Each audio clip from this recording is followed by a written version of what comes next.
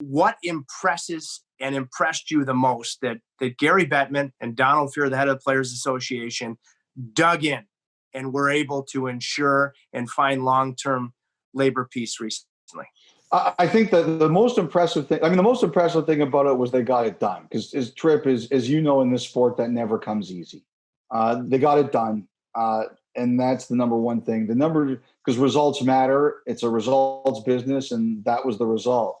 But the number two thing I think it was close to me, almost as impressive as number one, is they kept it out of the public domain.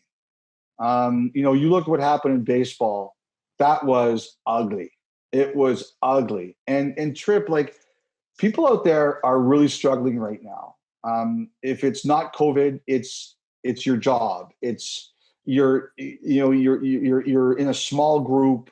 Are my kids going to be able to go back to school? I have trouble working when I don't have school or daycare or childcare for my kids. Like, it's a lot. The podcast just came out. It just dropped as we were taping this. And one of the people we interview in it this week is a sleep doctor, Dr. Pat Burner, used to work with the Vancouver Canucks. And he's coming out with a book.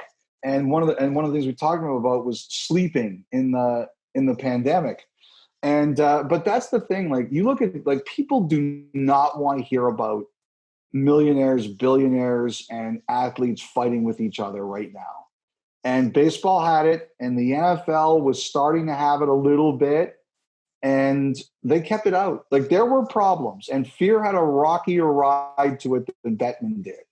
But they acted like adults in the room, and they said, we're getting a deal done because we think it's the best for our groups.